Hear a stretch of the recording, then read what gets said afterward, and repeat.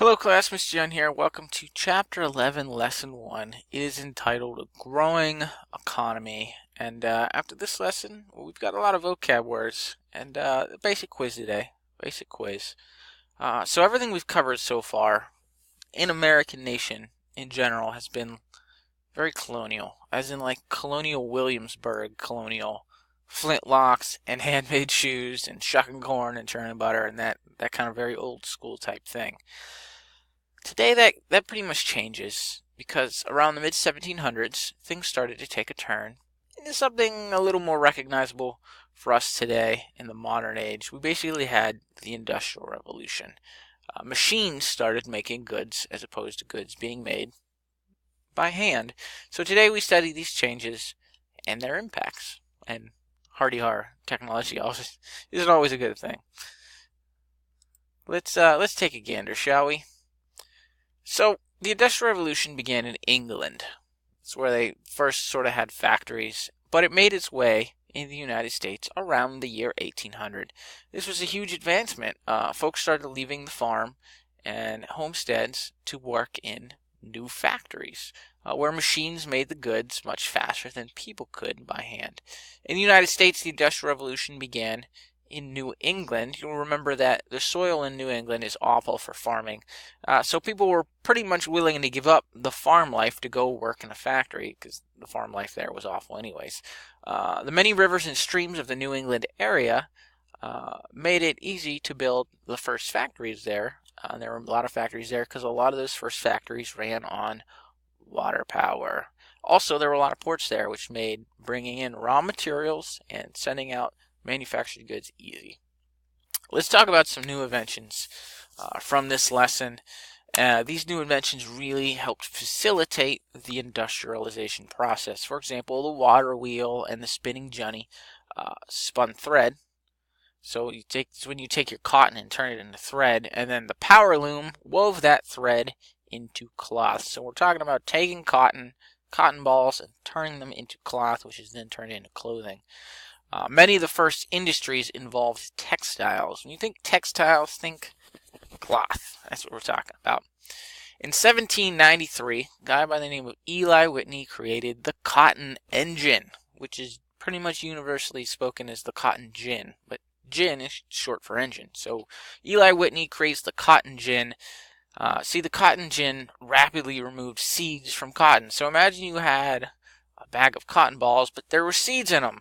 You couldn't use those cotton balls. You certainly couldn't spin them into thread, and this created a bottleneck in cotton production because cotton could be picked rapidly, but the process of pulling out all the seeds was done by hand, and it took a lot of time, and it basically slowed down cotton production. So there's no reason to pick more cotton than you could pick in a single day. So with the invention of the cotton gin, they could now process cotton much faster. It was a great advance for the plantation owners, but it was awful for the slaves because that really increased the ability for cotton to be picked faster. So then they needed more slaves to pick the cotton because they could get it all through the cotton gin much faster. Between that and the demand for cotton skyrocketing, because now you have textile factories that need lots of cotton, it really was very bad for the slaves. This is where a whole lot of slaves end up being shipped into the South because the demand for labor was so great for the cotton plantations. So those are all the complications of the cotton gin. Eli Whitney also created another huge advancement, not just generally well known, but he created what's called interchangeable parts. Everything we have today is pretty much made with interchangeable parts. You see, for example, when you have, I don't have any firearms in the school, you're not allowed to have firearms in school, but we use with the example of an iPhone. If my screen breaks on my iPhone, there's an identical part that I could just purchase and then I get my phone fixed because we have interchangeable parts. Before that, they had to have a new part custom made. So imagine every time your screen broke, you had to go to the iPhone smith and they have to custom make a new screen for your phone because it would just be a little bit different from the other model because they were all handmade. So moving back to colonial times, if you broke the trigger on your flintlock, you had to go to a gunsmith and he had to manufacture a brand new one because there was no one out there that would fit it just right because it was custom made.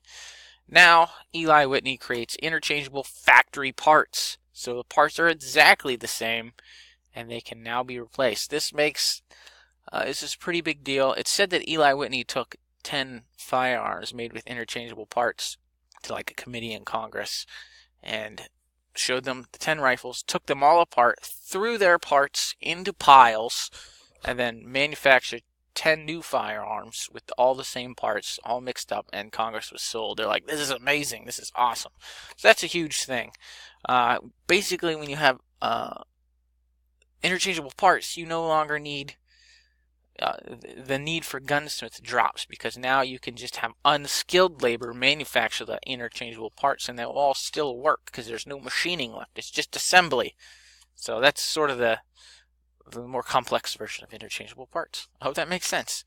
All right, let's talk about the rise of factories. In 1790, Congress passed what's called patent laws. You may have heard of patent laws. A patent is a legal right to an invention that basically protects your idea for a set number of years.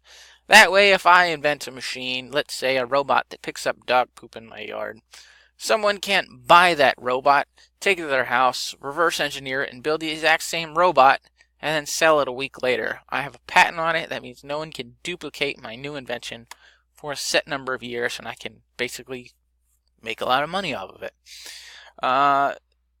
The first factories had patents on them because Britain had similar patent laws, and they had patented the schematics for the first factories and their machines in Britain. They were very closely guarded secrets because they really gave Britain an edge in sort of the economy of the world, being able to have factories and everyone else doesn't. There was this guy in Britain, British man named Samuel Slater.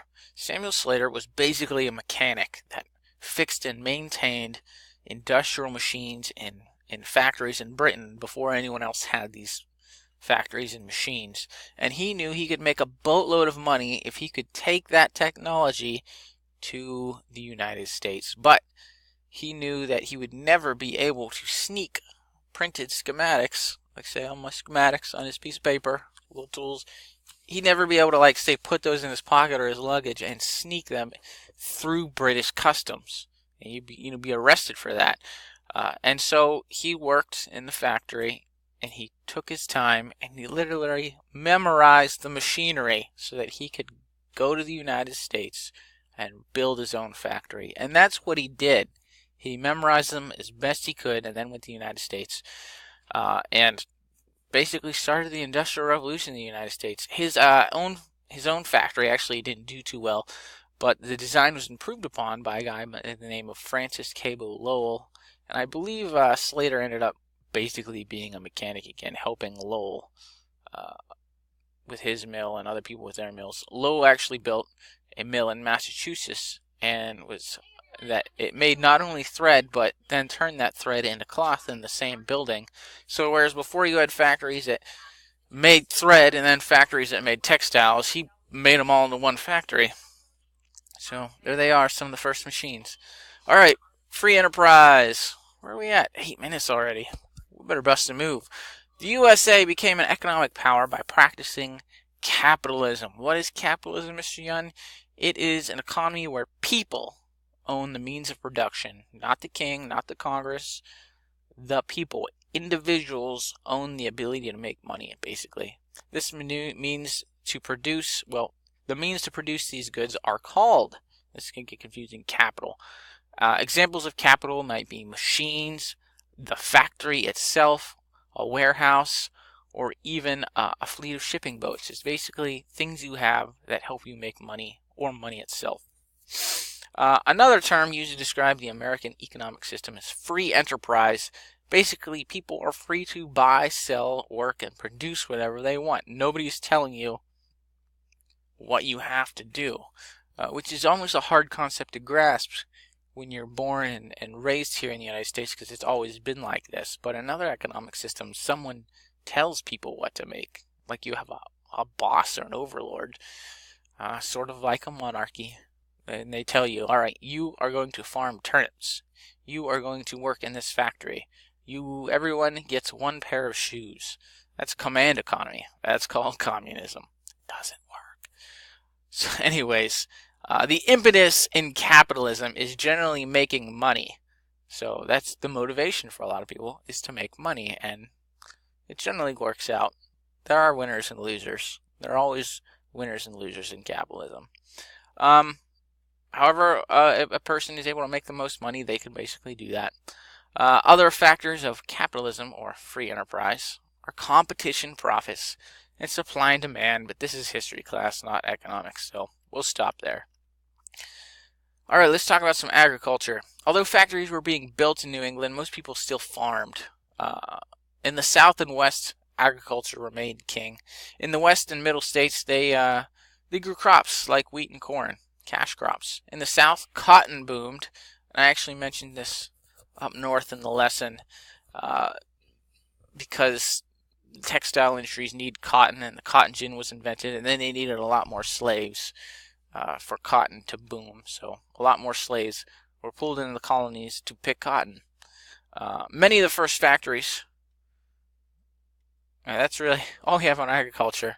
Moving quickly to the growth of cities, many of the first factories were not actually paid for by like rich business moguls. They were everyday folks that invested a little bit of money in a factory, and in hopes if that factory made a profit, they would make a little bit of money off of it. That's how many of the first factories started.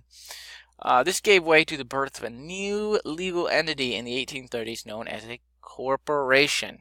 In the simplest terms, a corporation is a business owned by many people called investors. If the corporation makes a profit, that profit is shared among those investors.